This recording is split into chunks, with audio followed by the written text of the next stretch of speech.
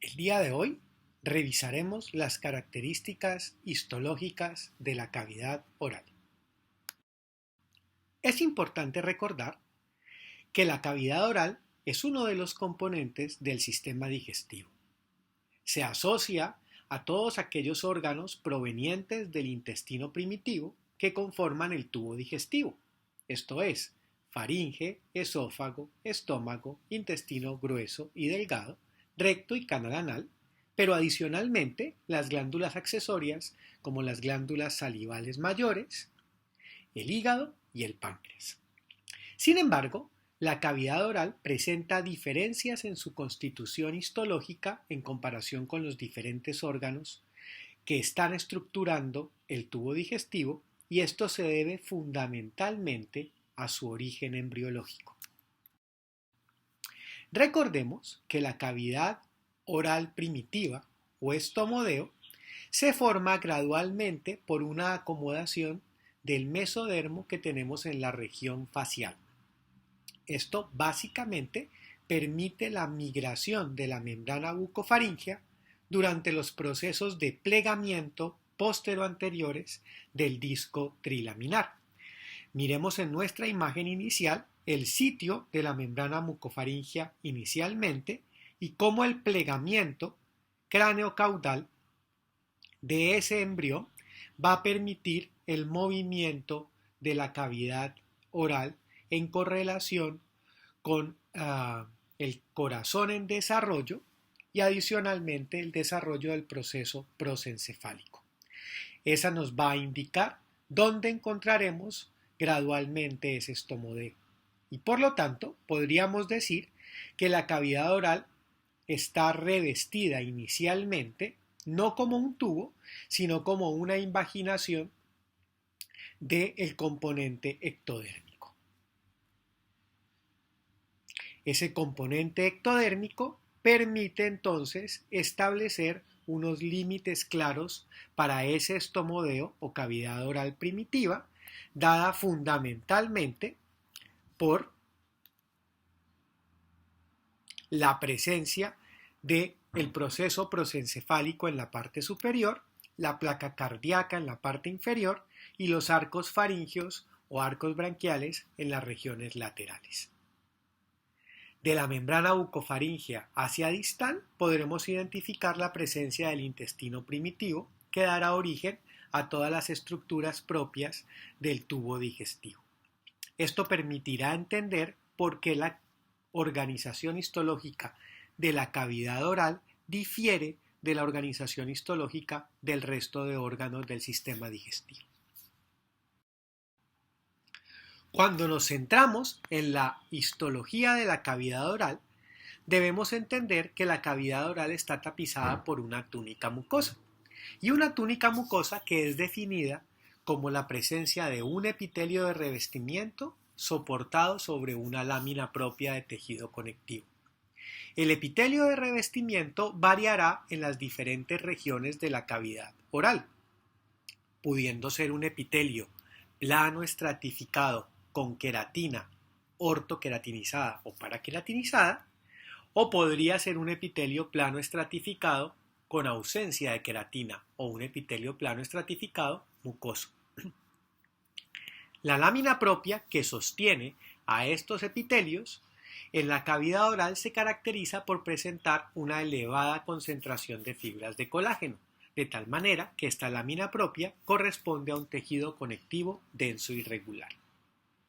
Las variaciones del tipo de epitelio que reviste cada una de las estructuras en cada una de estas túnicas mucosas permite determinar que en la cavidad oral, con presencia de dientes o en ausencia de los mismos, es posible encontrar tres tipos de mucosa. La mucosa de revestimiento, que denominamos normalmente de manera clínica mucosa oral, es aquella que vamos a encontrar revistiendo los labios, el vestíbulo, el yugo vestibular, el piso de boca y algunas regiones del paladar blando, y los carrillos. La mucosa masticatoria, que coloquialmente tendemos a llamar encía, está revistiendo los procesos alveolares tanto por vestibular como por palatino y reviste la mucosa del paladar duro.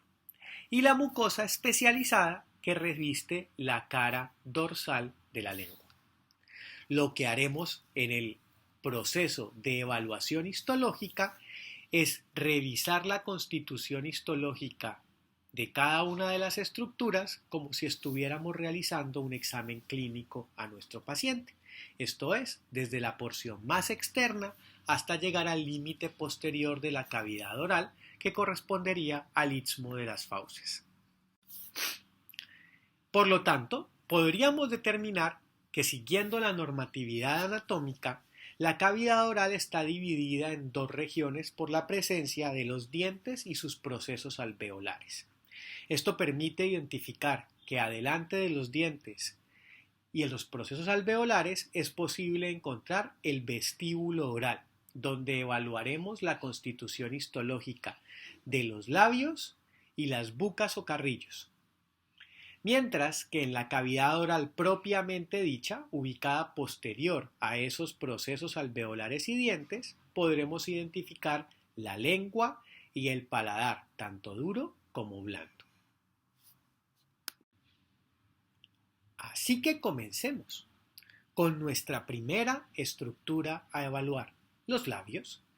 Estos labios corresponden al límite anterior de la cavidad oral y son pliegues fibrosos, mucosos y musculares que se encuentran asociados a la región anterior y que limitan la rima oral o apertura de la cavidad oral. Están constituidos por plegamientos del músculo orbicular de los labios revestidos en su cara tanto externa como en su cara interna. Una tendencia muy común es la de pensar que los labios se refieren única y exclusivamente a la región con cambio de color, roja, rojiza o bermellón, como la que pueden identificar en la foto inferior, pero la realidad es que el labio corresponde a todo el pliegue muscular y cutáneo, por lo tanto está revistiendo la región que tiene piel, tanto en el labio superior como en el labio inferior, y aquella que tiene mucosa en la cara interna. Corresponde a todo el pliegue que podemos identificar en el esquema de la derecha. De esta manera, si tomamos un corte histológico de un labio superior, podríamos identificar que en el labio superior hay tres regiones claras que presentan organización histológica diferente. La primera, señalada por el recuadro negro que acaba de aparecer, corresponde a la región que denominaríamos cutánea, que corresponde básicamente a piel, y en este caso a piel delgada, que está en contacto con el medio externo. Hacia el otro lado, la cara interna del labio, encontraremos la zona mucosa, aquella que está en contacto con los dientes y con los procesos alveolares revestidos por encía, y que se encuentran ubicadas en un ambiente húmedo. Esta corresponde a la zona mucosa del labio. Y ubicada entre la zona cutánea y la zona mucosa encontraremos la zona intermedia, aquella que vemos cambiar de color y que en términos generales todos asociamos coloquialmente al labio. Es esa que estamos identificando en la fotografía clínica de abajo a la izquierda y que corresponde a una zona de transición o una zona de intercambio entre la región cutánea y la zona mucosa. Hablemos entonces de cómo están constituidas cada una de las zonas del labio desde el punto de vista histológico. La zona cutánea, que corresponde a la parte más externa del labio, es básicamente piel, y como está organizada por los componentes típicos de la piel, aquí encontraremos una epidermis formada por un epitelio plano estratificado queratinizado de un grosor delgado, porque hablamos de piel delgada, y una dermis constituida por tejido conectivo denso y regular y en la cual es posible encontrar numerosos anexos epidérmicos, esto es, folículos pilosos, glándulas sebáceas y glándulas sudoríparas asociadas a una extensa red de vasos y de nervios. Esto va a ser muy importante para identificar las zonas de cambio histológico en los labios. Recordemos que esta zona cutánea está revistiendo o cuidando la parte externa del músculo orbicular de los labios. Por lo tanto, en el núcleo de este labio encontraremos tejido muscular estriado esquelético. Si observamos esta imagen histológica, en la parte superior a mano izquierda están identificando todo el corte del labio y el recuadro azul nos muestra a qué corresponde esta imagen de mayor aumento. Podemos identificar la región cutánea caracterizada por la presencia de un epitelio plano estratificado con queratina, en este caso delgada, y vamos a encontrar la presencia de folículos pilosos, glándulas sebáceas y la presencia de glándulas sudoríparas. Aquello que mencionamos cuando revisábamos epitelio como una piel de condiciones delgadas. En la zona de transición vamos a presentar un cambio de la región externa hacia la región interna y ese cambio o transición permite una modificación de la piel. Esa modificación de la piel permite un cambio de color. En la región de la epidermis presentaremos un precursor bioquímico de la queratina que denominamos eleidina, que se caracteriza por ser altamente translúcido, lo que permite ver los vasos sanguíneos que se encuentran por debajo de la epidermis en la dermis y por lo tanto esa translucidez más la presencia de vasos sanguíneos en la dermis va a explicar el cambio del color de esta piel modificada, zona intermedia, zona de transición o zona vermellón. Otra característica histológica relevante para su identificación es que en esta región se pierden los anexos epidérmicos. No hay en condiciones de normalidad glándulas sebáceas, glándulas sudoríparas, ni folículos pilosos en la región intermedia. Lo que hay es un abundante plexo vascular responsable de ese cambio de color. Podemos identificar nuevamente en esta imagen histológica, recordemos arriba a la izquierda la ubicación anatómica de la misma en la zona de transición, como desde la zona inferior que corresponde a una zona cutánea donde hay folículos pilosos, al ingresar a la zona intermedia de transición se observa una placa apical epitelial muy delgada que corresponde a la eleidina y es evidente la pérdida de todos los anexos epidérmicos ubicados en la región de la dermis, razón por la cual aquí no es posible encontrar glándulas sudoríparas, ni sebáceas, ni folículos pilosos en condiciones de normalidad. Al realizar la transición hacia la cara interna, ubicada en un ambiente húmedo del labio, es posible entonces establecer la presencia de la zona mucosa del labio.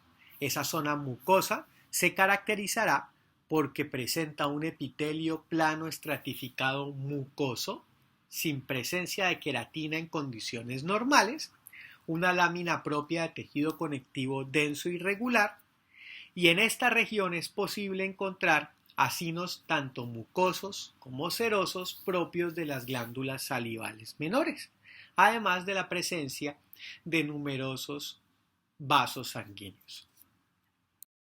Histológicamente, al identificar la placa de labio en su cara interna, recuerden, en la parte superior está la ubicación anatómica en el recuadro azul, podemos ver la presencia de un epitelio plano estratificado mucoso en el epitelio de esta túnica mucosa y la presencia de un tejido conectivo denso y regular en la lámina propia, caracterizado por la presencia de acinos mucosos que vemos en la región media hacia el lado derecho.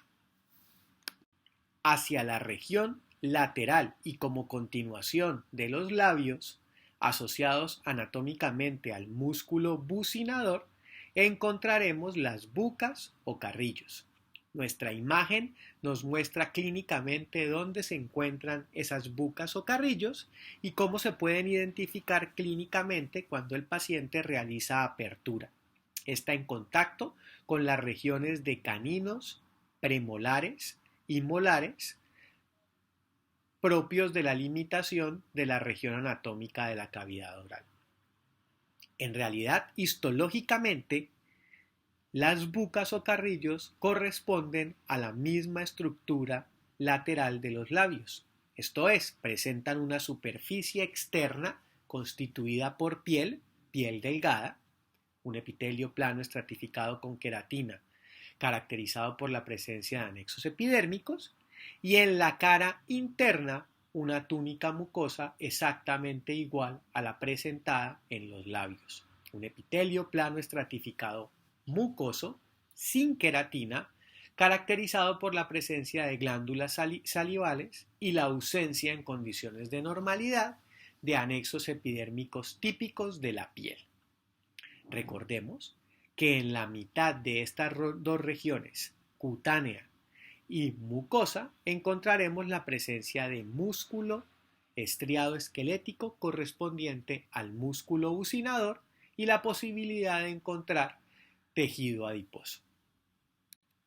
Sin embargo, es posible que clínicamente, al evaluar el paciente en las mucas o carrillos, podamos encontrar la presencia de elevaciones de color amarillento que corresponden a sitios donde se encuentran de manera atópica glándulas sebáceas que carecen de conductos. Recordemos que las glándulas sebáceas no tienen conducto propio, sino que utilizan al folículo piloso como su propio conducto.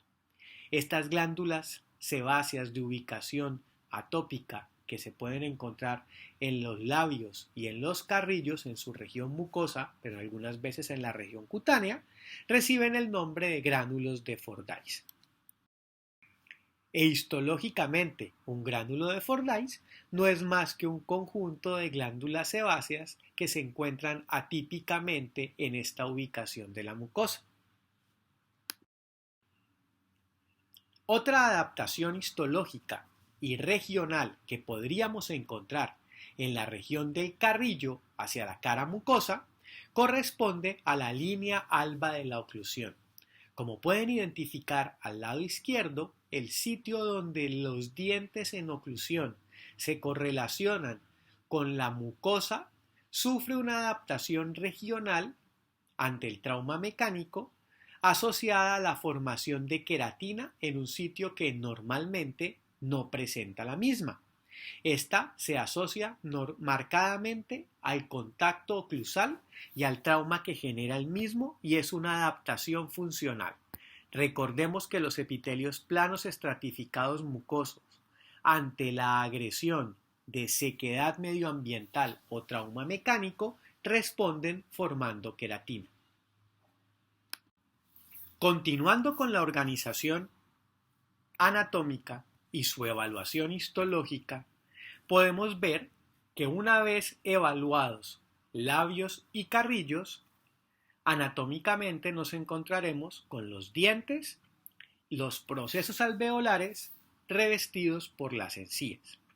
Y las encías corresponden a una mucosa oral que está caracterizada por la presencia de queratina en estas regiones, de tal manera que esta mucosa recibirá el nombre de mucosa masticatoria, porque es una adaptación al trauma mecánico asociado a la masticación.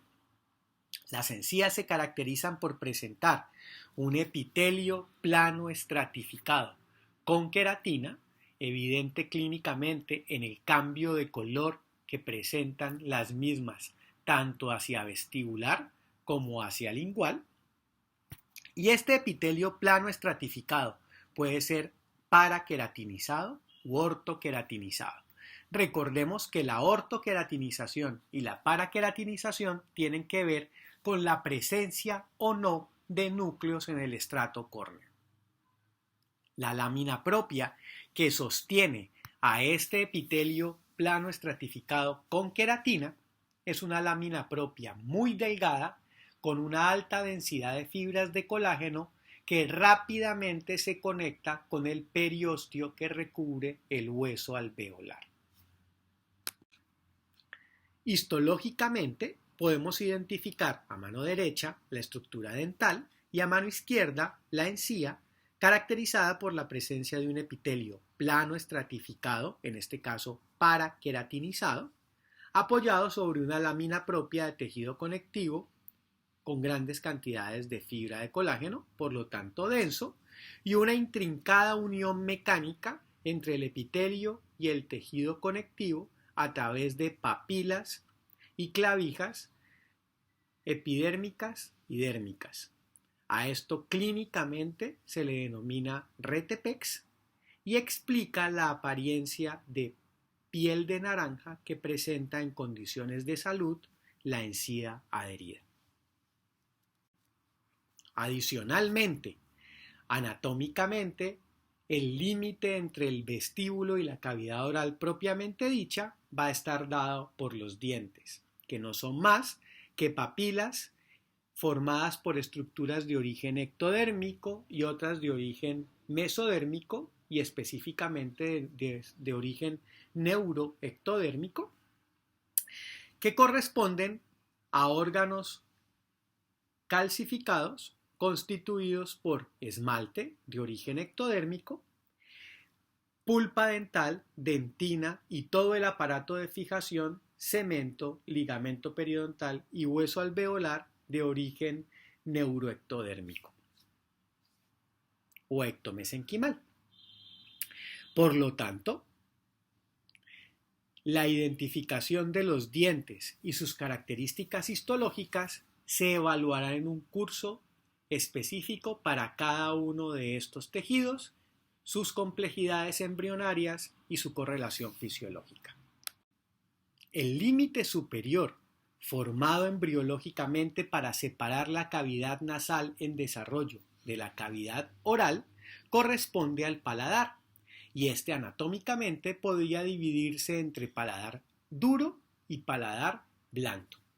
Recordemos que el paladar duro estará soportado por el paladar óseo, constituido por los procesos palatinos del hueso maxilar y por los procesos horizontales de los huesos palatinos, fusionados a través de una serie de suturas, la sutura palatina media y la sutura palatina transversa.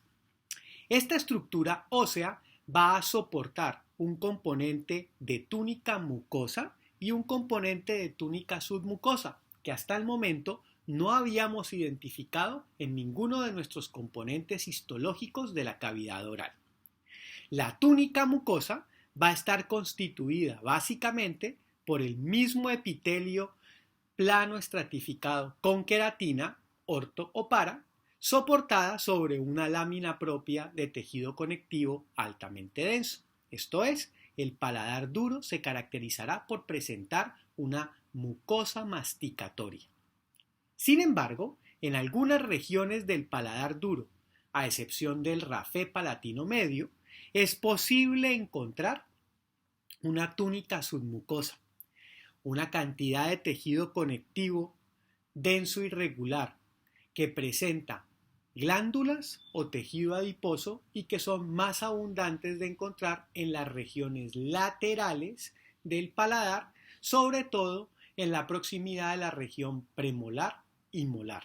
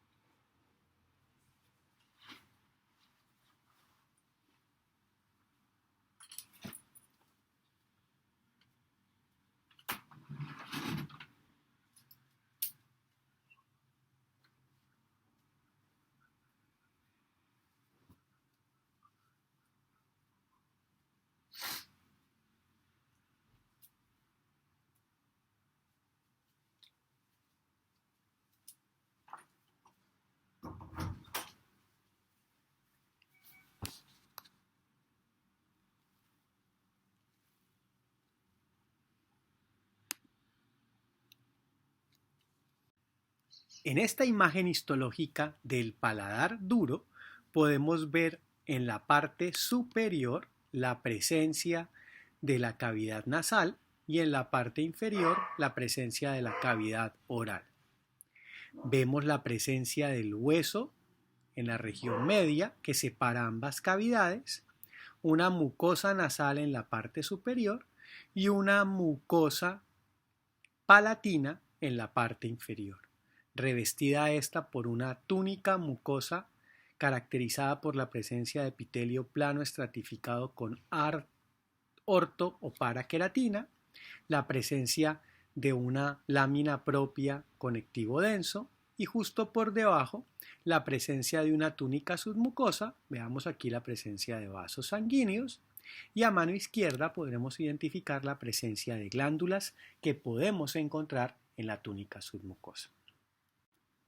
Hacia la parte posterior, el paladar pierde su soporte de tejido óseo y se convierte en el paladar blando. Este paladar blando presentará una cara en contacto con la región nasal, específicamente con esta región que denominamos la nasofaringe, y en la parte inferior en contacto con el límite posterior de la cavidad oral y próxima a la orofaringe. Se va a caracterizar entonces porque su mucosa va a presentar una cara oral y una cara nasofaringea. La cara oral se caracterizará por presentar un epitelio de revestimiento mucoso, un epitelio plano estratificado mucoso soportado sobre una lámina propia de tejido conectivo denso y regular, mientras que la cara que mira hacia la región de la nasofaringe presentará un epitelio respiratorio, un epitelio pseudoestratificado, cilíndrico ciliado, apoyada sobre un tejido conectivo laxo. Ahora bien, en la túnica submucosa que encontramos por debajo, podremos encontrar glándulas mucosas, glándulas seromucosas o glándulas mixtas, y vamos a poder encontrar cantidades de músculo esquelético correspondientes al músculo elevador y constrictor del velo palatino. Podemos observar entonces histológicamente en la parte superior la región de la nasofaringe, en la parte inferior el límite posterior hacia la cavidad oral, la presencia de un epitelio diferencial en ambas caras, uno mucoso hacia la cavidad oral, uno respiratorio hacia la región del componente nasofaringeo, y en la región de la túnica submucosa la presencia de músculo estriado esquelético acompañado en este caso de grandes vasos sanguíneos. Ya para finalizar, desde el punto de vista anatómico en la cavidad oral encontraremos la lengua, que no es más que un órgano muscular con un elevado componente fibromucoso que va a estar estructurado de manera compleja debido a su origen embriológico asociado a 4 arcos faríngeos diferentes, lo que explica la misma complejidad inherente a su inervación. Desde el punto de vista anatómico, este órgano muscular presenta un cuerpo, presenta una base y presenta una raíz.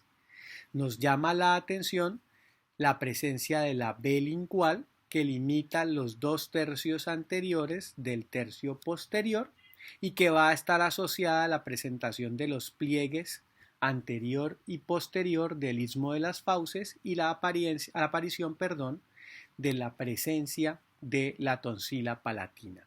Esta lengua presenta una cara dorsal y una cara ventral y nos centraremos en su organización histológica en la cara dorsal porque esta es la que presenta una especialización.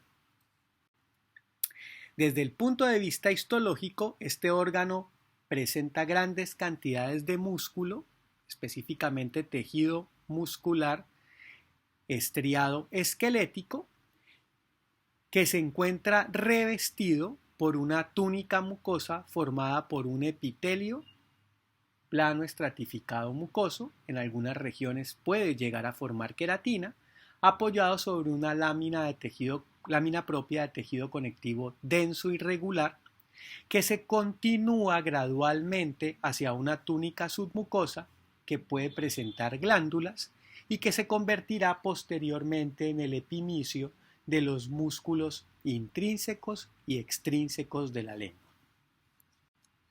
Ahora bien, cuando evaluamos toda la estructura de esa lengua, nos damos cuenta que hacia la región dorsal y dorsolateral es posible encontrar elevaciones o proyecciones epitelio-conectivas que denominamos papilas linguales. Dependiendo de su forma, se reconocen 4 papilas: las filiformes, las fungiformes, las foliadas y las valladas. Evaluaremos cada una de ellas desde el punto de vista histológico. Las papilas filiformes son las más numerosas de las papilas que podemos encontrar en la lengua. Son las responsables de ese aspecto aterciopelado que presenta la lengua en el examen clínico. Y son fundamentalmente evaginaciones epitelio-conectivas. Si evaluamos la imagen histológica que tenemos a la derecha, podremos identificar que es una evaginación de epitelio soportada por un núcleo de tejido conectivo. Esa evaginación de epitelio puede llegar a estar queratinizada, paraqueratinizada u ortoqueratinizada en algunos casos y presenta un núcleo de tejido conectivo que es más ancho en su base que en su región más apical. Esto va a ser importante para su identificación desde el punto de vista funcional. Estas papilas no son responsables de la sensación del gusto porque carecen de corpúsculos gustativos. Sin embargo, sus núcleos de tejido conectivo presentan numerosas fibras nerviosas que responden a la mecanotensión. Por lo tanto, son responsables de la sensación de textura de los alimentos. Si observamos esta imagen obtenida con microscopía electrónica de barrido de la superficie de la lengua, podemos ver la morfología de las papilas filiformes, su forma de cono y cuán abundantes son. Al observarlas histológicamente, podemos identificar la evaginación de tejido epitelial soportada por un núcleo de tejido conectivo y la posibilidad de presentar regiones con más queratina o menos queratina. Es importante tener esto en cuenta al evaluar las variaciones anatómicas clínicas que puede presentar la lengua, como por ejemplo la lengua vellosa o pilosa, que no son más que elevaciones extremadamente largas de papilas filiformes, o cómo éstas se pueden ver afectadas en su queratinización, que conocemos normalmente como lengua geográfica de manera clínica con nuestros pacientes. El segundo tipo de papila corresponde a aquellas que presentan una forma de hongo. Son las papilas fungiformes. Estas papilas fungiformes se caracterizan por no estar queratinizadas en su componente epitelial, por lo tanto, clínicamente son aquellas que vemos más rojas al evaluar el dorso de la lengua como pequeños puntos. Se caracterizan porque su núcleo de tejido conectivo es más ancho en apical y más angosto en basal, y en las regiones laterales presentarán corpúsculos gustativos, razón por la cual las papilas fungiformes sí son responsables de la sensación de los diferentes sabores. Podemos ver entonces histológicamente una papila fungiforme en uno de sus cortes mostrando un gran núcleo de tejido conectivo en la región apical asociada a la presencia de un componente epitelial que se caracteriza por no presentar elevados grados de queratinización. Es posible encontrar corpúsculos gustativos en las regiones laterales de dicha papila. Hacia la región posterior, formando lo que anatómicamente se denomina la B lingual, encontramos 12 grandes papilas denominadas circunvaladas o valladas, que corresponden a papilas que limitan los 2 tercios anteriores del tercio posterior de la lengua y que se asocian a grandes cantidades de corpúsculos gustativos en la región del vallo o foso, que es la región lateral de las mismas. Al evaluar el núcleo de tejido conectivo nos damos cuenta que presentan un tamaño relativamente simétrico a nivel de la región más basal versus la región más apical del mismo. Un hallazgo histológico bastante llamativo es la posibilidad de encontrar una asociación de grandes cantidades de acinos serosos asociados a la fosa final de dicho vallo, y debido a su ubicación anatómica es posible encontrar tejido linfoide tanto de organización densa como de organización laxa, básicamente por la proximidad del mismo desde el punto de vista anatómico a esta región que señalamos aquí, que corresponde a la tonsila o amígdala lingual. Podemos entonces identificar la presencia de una papila vallada, el foso o vallo, la presencia de numerosos corpúsculos gustativos en la región lateral, el epitelio es un epitelio plano estratificado mucoso, y en el tejido conectivo subyacente podemos encontrar glándulas de naturaleza serosa y en algunos sitios condensaciones de linfocitos formando tejido linfoide. En la región lateral de la lengua es posible encontrar unas papilas que se caracterizan por la presencia de numerosos corpúsculos gustativos y una forma vertical casi rectangular de las mismas, asociadas a la región anatómica del límite entre el dorso y la región ventral. Estas corresponden a las papilas foliadas. La cantidad de corpúsculos variará dependiendo de la región o ubicación de la misma. Aquí tenemos una imagen de unas papilas foliadas en la región postlateral de la lengua y vemos la presencia en algunos sitios de numerosos corpúsculos gustativos, como en esta imagen, pero en otros sitios donde son mucho más escasos. Es posible encontrar la presencia de glándulas de naturaleza serosa asociadas a la región de tejido conectivo subyacente. La sensación entonces del gusto corresponde fundamentalmente a una adaptación epitelial conocida con el nombre de corpúsculo gustativo, que podía estar presente en las papilas fungiformes, en las papilas foliadas y en las papilas valladas, pero que nunca se encontraban en las papilas filiformes. Estas estructuras de organización redondeada corresponden a un conjunto de células que se adaptan para funcionar de manera neuroepitelial, recibiendo estímulos de concentraciones y generando un potencial de acción que generan la orden de evaluación de un sabor específico. Por lo tanto, tenemos células que se comportan como neuronas monopolares y estas células corresponden a las células intermedias y a las células claras que encontramos en el interior de este barril. Esas células son capaces de sensar concentraciones de diferentes iones en el medio externo para generar diferentes sabores. Si usted está sintiendo grandes concentraciones de glucosa, estas células generarán una información que le permite a usted determinar que lo que siente en este momento es un sabor que denominamos dulce. Si por el contrario siente altas concentraciones de hidrogeniones, su sabor será ácido. Si siente altas concentraciones de metales, su sabor será amargo.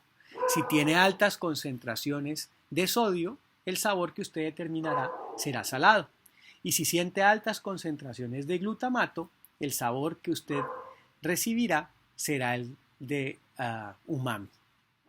Asociados a ellas encontraremos unas células de sostén y adicionalmente unas células tipo 4 o basales que son las encargadas de la regeneración de las mismas.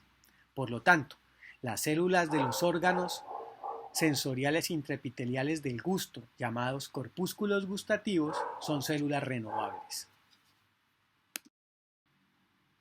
Histológicamente podemos identificar en las paredes de las papilas la presencia de los corpúsculos gustativos que presentan una morfología de barril, que se identifican claramente en las papilas fungiformes, en las papilas foliadas y en las papilas valladas, y que serán los responsables a través de el botón de permitir la respuesta ante el medio o los cambios de concentraciones de iones en el medio. Estas estarán entonces constituidas por diferentes tipos de células, tipo 1, tipo 2, tipo 3 o las basales, identificadas con tipo 4, responsables de la mitosis y diferenciación para reemplazar a los otros tres tipos. Por lo tanto, la cavidad oral que acabamos de revisar desde el punto de vista histológico va a ser la responsable de permitir la ingestión y fragmentación inicial del alimento. Esto a través del proceso de masticación, permite el proceso de deglución, es capaz de permitir la detección de sabores a través de los corpúsculos gustativos que hemos mencionado previamente, comienza las fases iniciales de digestión gracias a las enzimas ubicadas en la saliva y puede presentar la absorción de algunas estructuras específicas, sobre todo en el piso de boca. Ahora, vayamos a nuestros microscopios para realizar la evaluación histológica de cada una de estas estructuras. Muchos éxitos.